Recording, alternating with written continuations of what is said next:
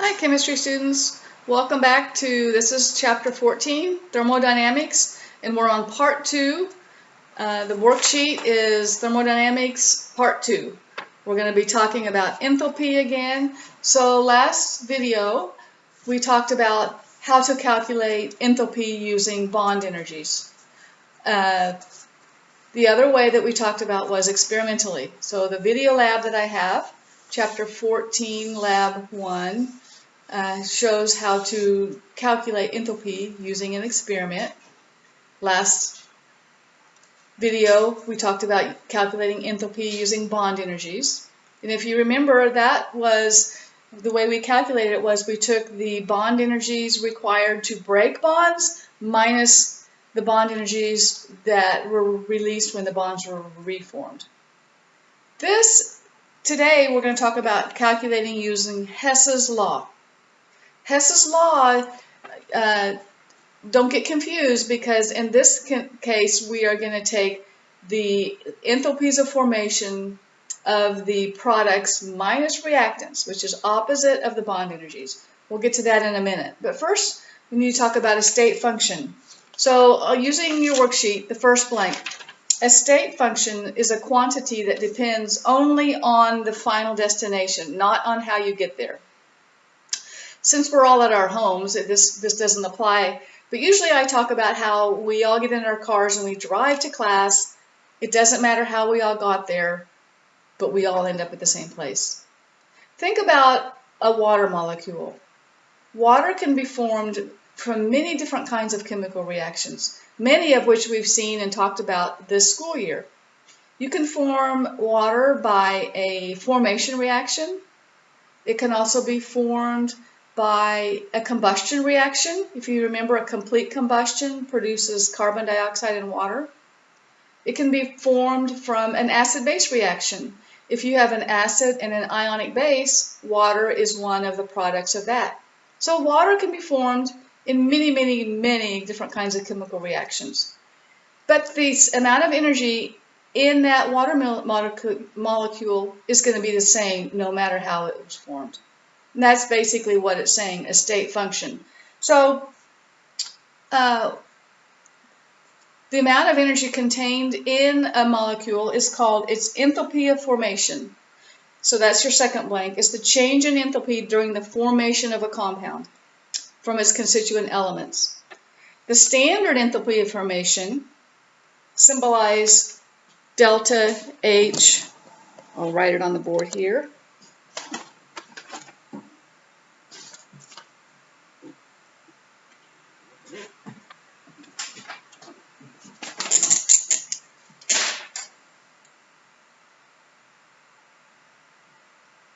So delta H, change in enthalpy.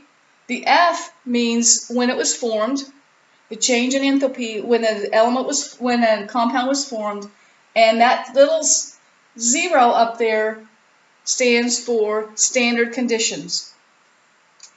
Standard conditions are 25 degrees Celsius, which is basically room temperature. There's a table on the inside of your textbook, the inside back cover of your textbook, right underneath the table with the bond energies. And it lists some of the common compounds that we'll be using. And you can refer to this table when you're doing the problems. But please notice that it depends on the phase of the compound. So look at water. Water in the gas phase has a different standard enthalpy of formation than water in the liquid phase. So that's going to be really important. We're going to keep track of phases as we go through these problems. So that table is showing you how much energy is involved in forming 1 mole of a compound. So those are 1 mole, and they're listed in kilojoules per mole. Any element that it's in its natural phase, its enthalpy of formation is going to be 0. They were just formed by God. They weren't formed by any chemical reactions. They're just the natural phase is going to be 0. All right, we're going to do some of these problems. we're going to go through the first problem on the bottom of the page there. We're going to use Hess's law to determine the enthalpy of these following reactions. So phases are important.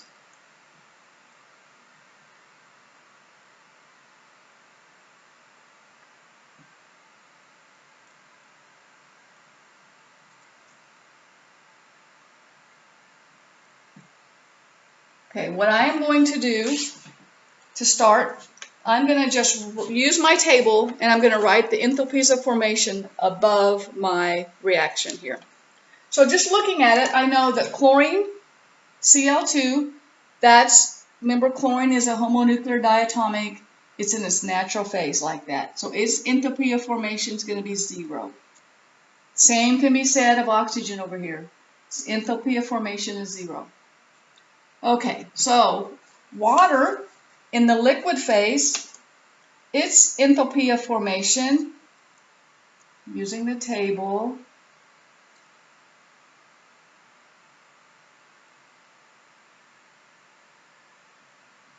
okay, and HCl, hydrochloric acid,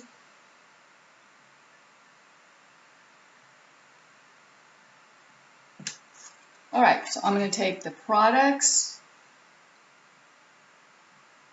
minus reactants. My products, remember the coefficients in front of the numbers? We can think of that as moles. So 4 moles.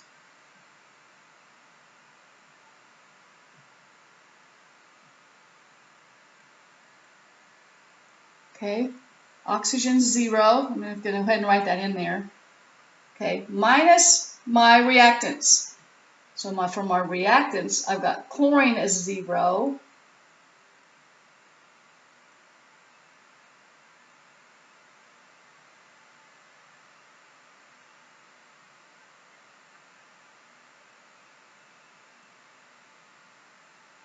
I'm running out of room on the whiteboards. Okay, adding them together. The moles cancel out. Okay, now look at the signs here. I'm going to be subtracting this. Since this is 0, I'm going to move that out so it doesn't confuse you. This is a negative number multiplied by a positive number, so it's going to be a negative number.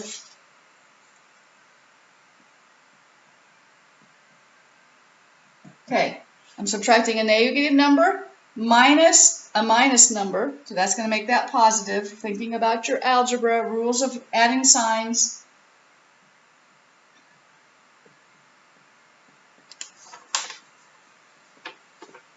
And you're going to end up with a positive number.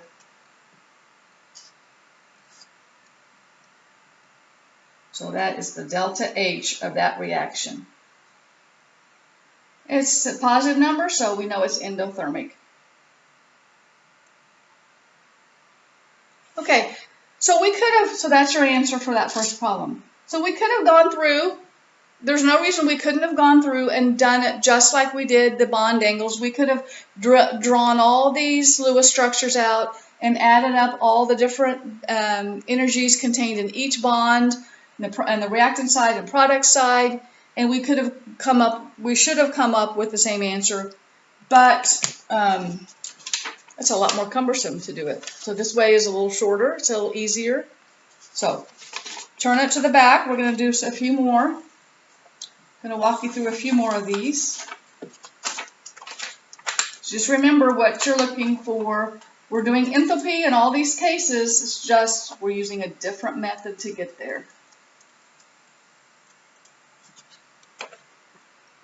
All right, number 2.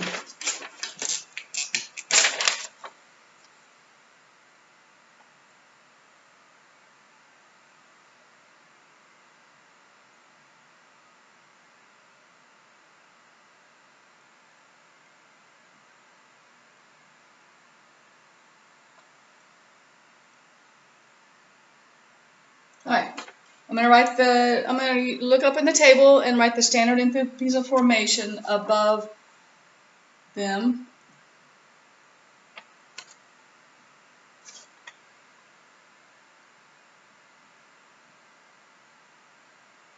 I'm not writing the units, but these would be kilojoules per mole.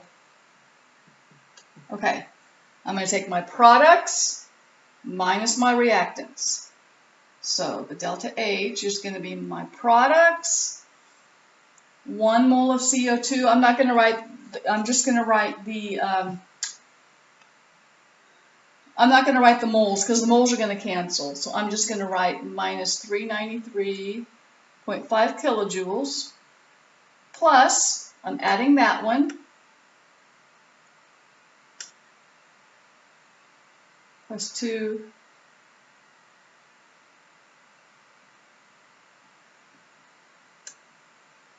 minus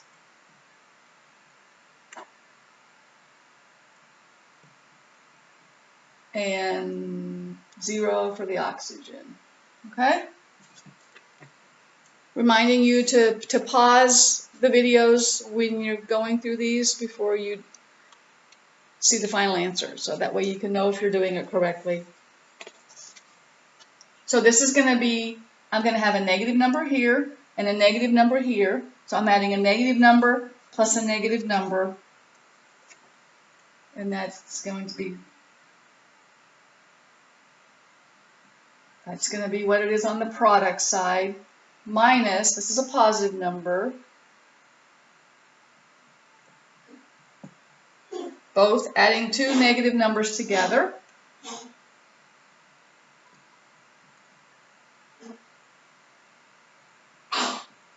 Not being particular about the significant figures here, but there you go. That's your answer. It's the answer to problem number 2. Okay, number 3.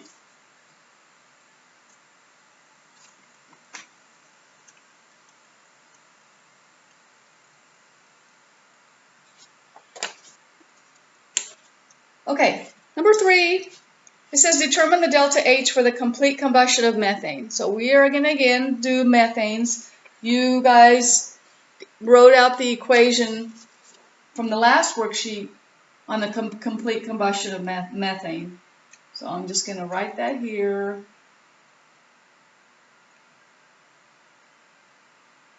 Remember, complete combustion, it says methane gas, so we know that's gas. We know oxygen is going to be a gas because it's coming from the air.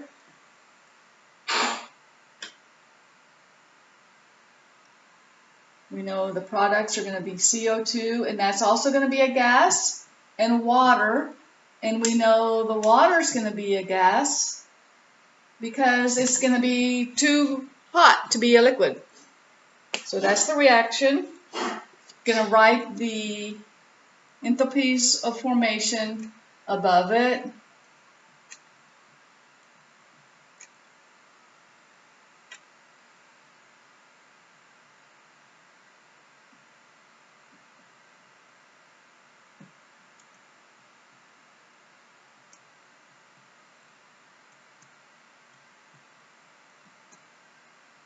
Okay, delta H, products,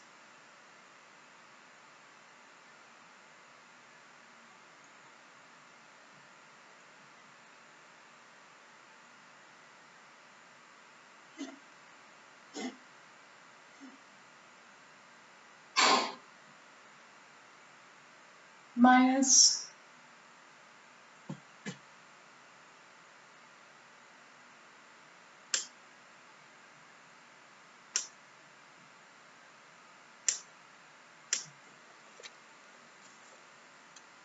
minus here, minus there, adding two negatives together is just going to make a bigger negative number.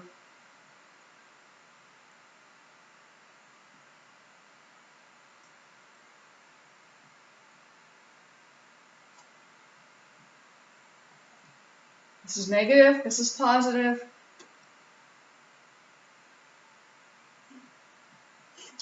There we go. Negative number, exothermic. So I'm hoping you guys can see the value of knowing your algebra on these kind of problems also. Okay, so that is how much energy is released on the complete combustion of methane. per mole. That's per mole. So here we're going to use that same information. Look at problem 4. Using your answer from the previous question, how much energy will you get from burning 245 grams of methane in excess oxygen? Okay, 245 grams. So what we need to do, so we know that this previous problem,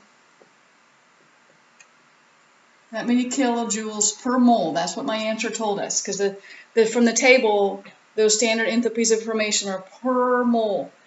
So we want to know if we burn 245 grams of methanol, how much energy will be released? We know this is per mole. We need to figure out how many moles that is. So use your periodic table to calculate the molecular mass of methane. We have 1 carbon and 4 hydrogens. Been a couple chapters since we've done this. Adding those together.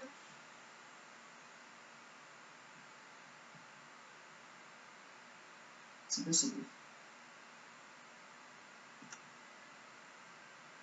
Okay, that's how many grams in 1 mole. So what we're going to do is take this 245 grams times 1 mole divided by 16.05 grams, and that's 15.26 moles. My rounding might be slightly different than yours here. We know this number is showing per mole. I have this many moles. I'm going to multiply that times that. The moles will cancel out, and I'll be left with joules, kilojoules. That is how much energy is released by burning that. Okay, so there you go. That's how you calculate enthalpy using Hess's law. See you next time.